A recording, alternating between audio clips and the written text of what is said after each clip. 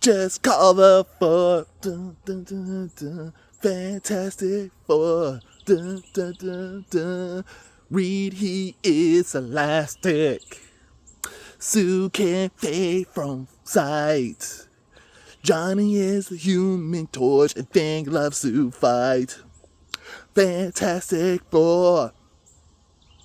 Just call the four. Yeah! Yeah! Got the voice of an angel, you know. Oh, God. Let's go ahead and talk. So, welcome to the channel. You are at Lazy Brown Productions with your host, D. Wesley. And I will be reviewing the Fantastic Four movie and give you my thoughts and opinions about it. So, I would have to say this. Oh, yeah, that's one hell of a movie. That is one hell of a movie. It was definitely better than Superman. Go watch that movie. In honest to God opinion,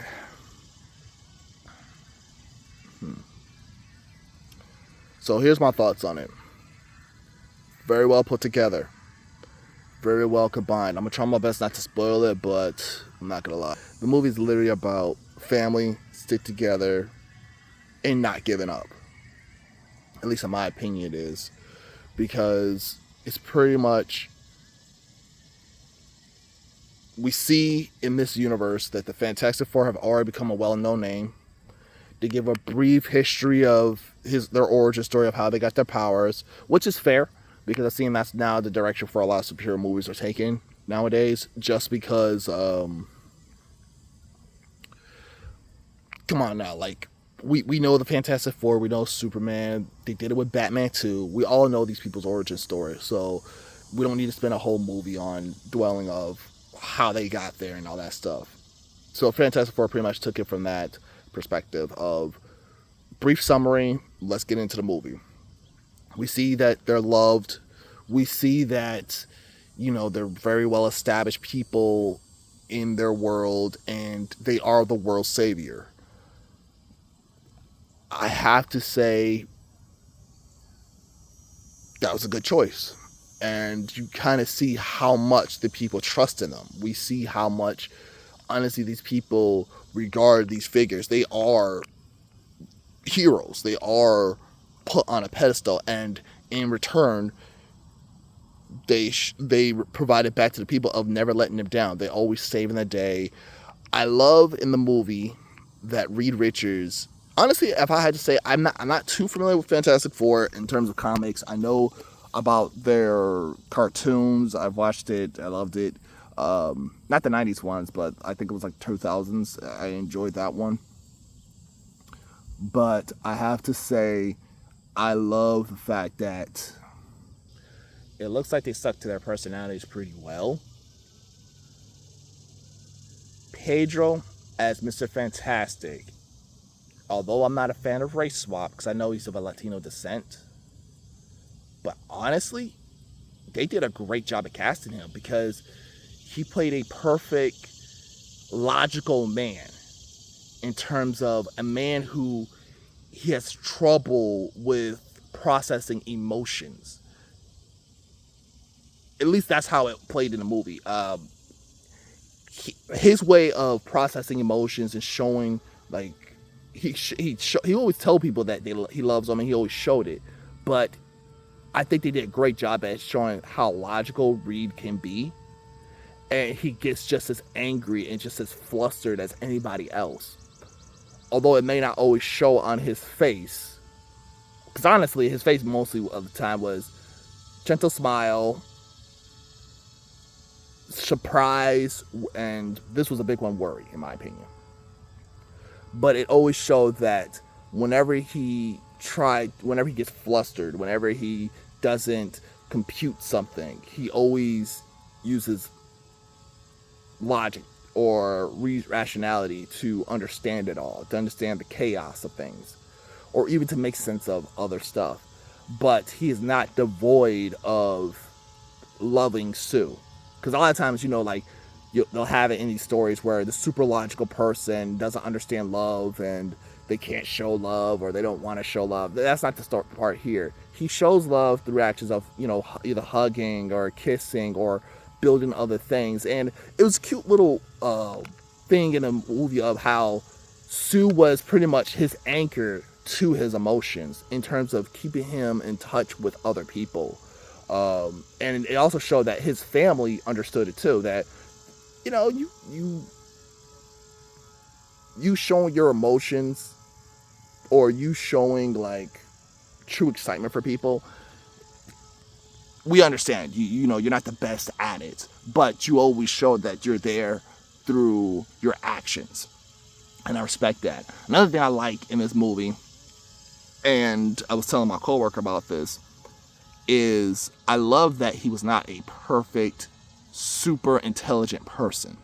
And what I mean by that is this: Batman, T'Challa, Mr. Terrific, great characters, amazing characters. I want to say we could make, no, Nightwing's not known for that, so we can not put him in there, but amazing characters. But I always have issues with this. It's pretty much, they're built as they could do everything.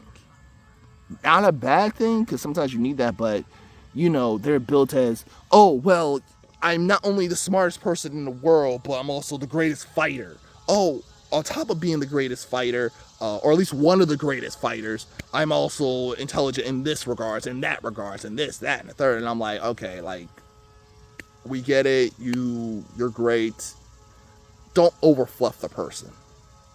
And that's the only downside I could say to, actually, that's one of the positives I could say I liked about Reed Richards, is it showed that although he might be intelligent, extraordinary intelligent, the thing pretty much literally humbled him was like, dude, you can't even drive.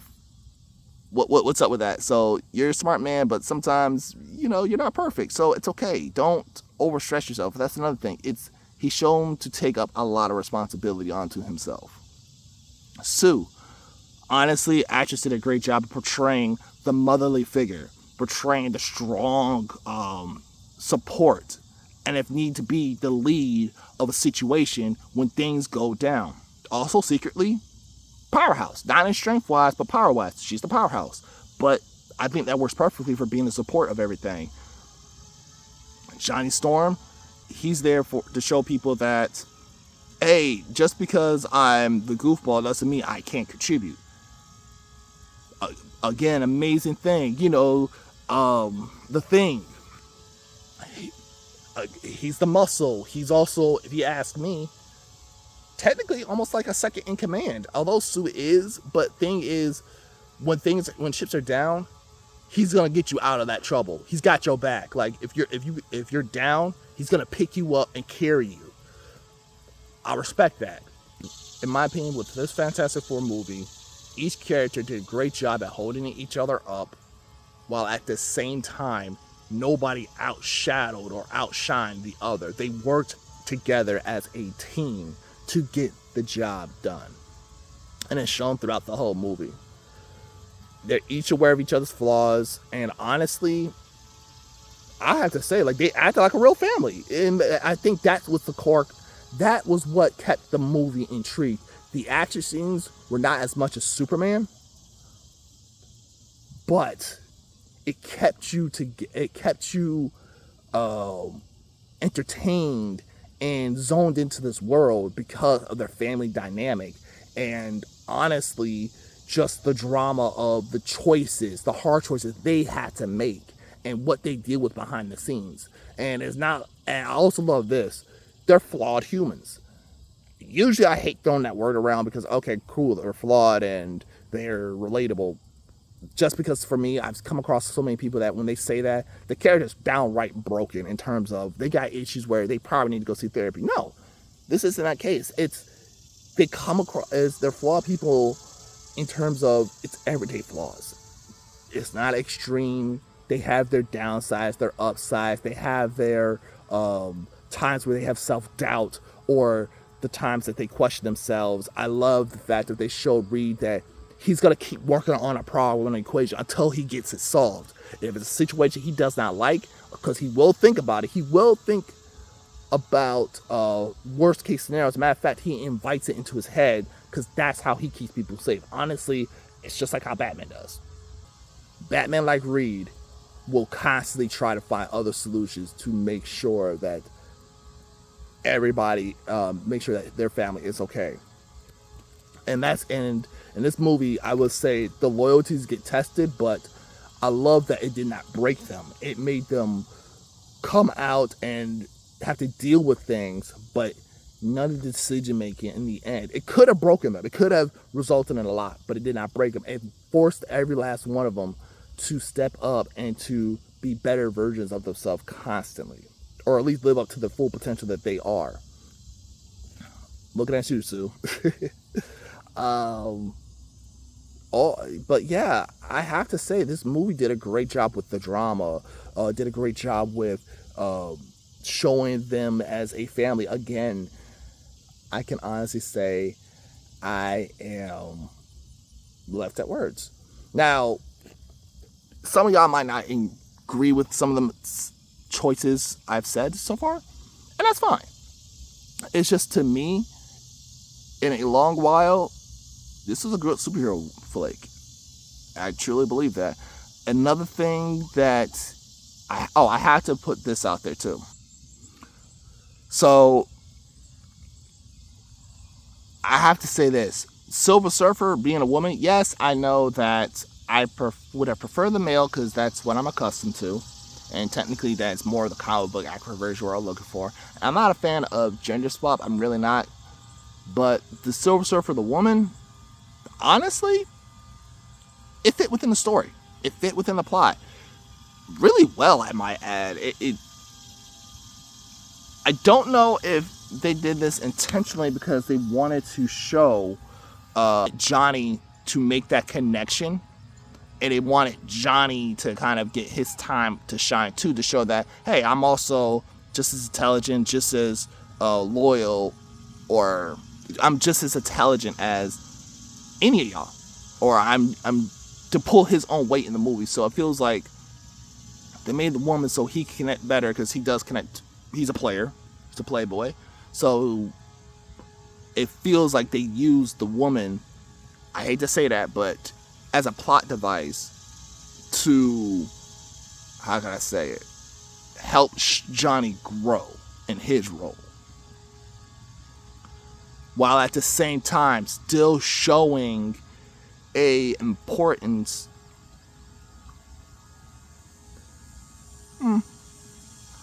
Now, it just felt like they might have used the woman a little bit to kind of help Johnny in his role of showing the importance of him. And yeah, that's why it felt like it a little bit, but honestly, she still did her thing. I mean, it's not like she was the sole plot device. No, she did what Silver Surfer usually does, which is he comes to Earth. Silver Surfer goes to different planets, scouts out, see if they're good. They're good for Galactus to feast on. After that, then he'll go ahead and or at least Silver Surfer will have some type of reawakening of, there's probably a better way for my lord to feast instead of feasting on planets that have lives. But I respect that. I do love the nod at Latveria of anytime the Fantastic Four was shown. They kind of showed that Doom kind of had his own thing going. Well, they never introduced Doom, but they did do a hint that he is in that world. So I have to respect that. But I'm glad it's kept to the focus of the story of Galactus versus Fantastic Four. But overall though, again, this movie, I have to say, it's a fire watch. 8 out of 10.